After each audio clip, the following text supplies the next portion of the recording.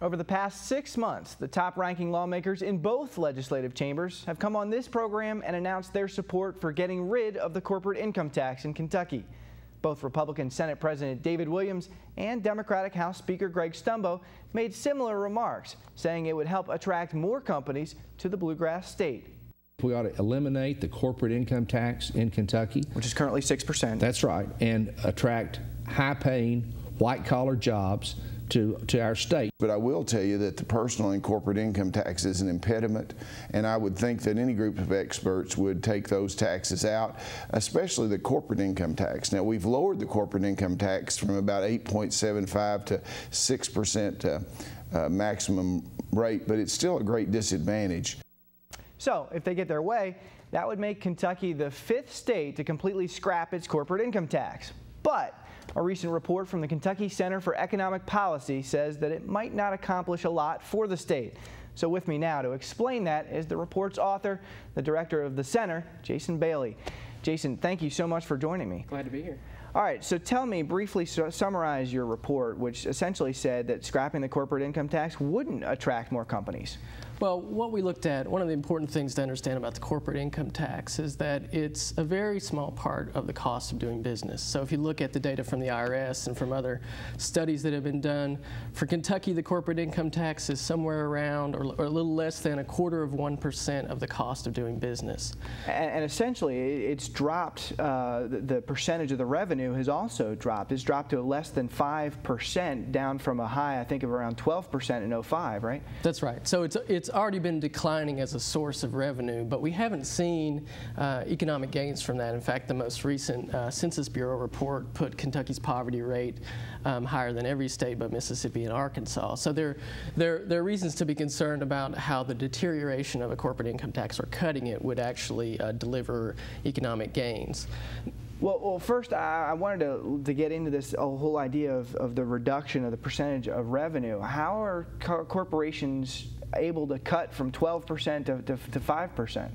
Well, there are a variety of loopholes in the corporate income tax that have been developed over time. That multinational large corporations are much more aggressive than they once were about figuring out ways to avoid these taxes, and states can do things to stop the loss of revenue from these loopholes. So, for example, about half the states that have corporate income tax have now put in place something called combined reporting, which is a technical sort of term, but essentially means that a corporation and all its subsidiaries have to be treated as one unit for tax purposes. And what that stops is a company artificially shifting profits from the parent corporation to a subsidiary in some state that has a lower tax or no tax, and avoiding taxation in a state where it receives the benefit of public services. So one of the things on that point that Greg Stumbo and David Williams were saying is that tax then penalizes companies that are solely based in Kentucky, because those multi-state corporations can do that. They can say, oh yeah, well, we're actually in Delaware, which has no income tax. So what then could Kentucky do to not punish the ones that have to pay that are based in Kentucky and still get money from these other ones? Well, the way you do that would be to close these loopholes, because what happens now is, yes, it's unfair if more corporations in Kentucky are paying and those that are based outside the state but are receiving the benefits of public services are not. So that's the step that needs to be taken.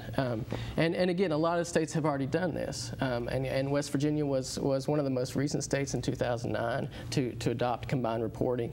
So there are ways we can do that, but we haven't even begun to have that conversation. Instead, we're talking about eliminating a tax, which again is a very small part of the cost of doing business. When the drivers of economic investment, of location decisions, of entrepreneurship, those are investments in education, in infrastructure, in human services, and other things that tax money pays for.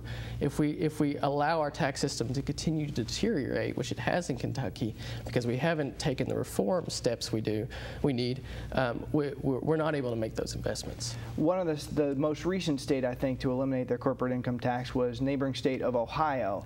Now, did they just completely do away with taxes for corporations, or do they tax it differently?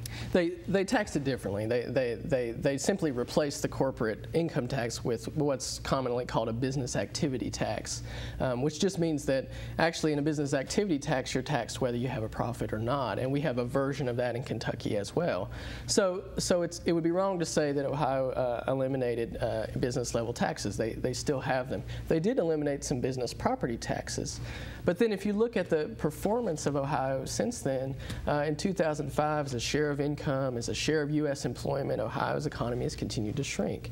So again, the point is that these business level taxes are a very small part of the cost of doing business, but they're a significant part of the revenue we need for investments that will really grow our economy. All right, Jason, thank you very much for that analysis. Thank you.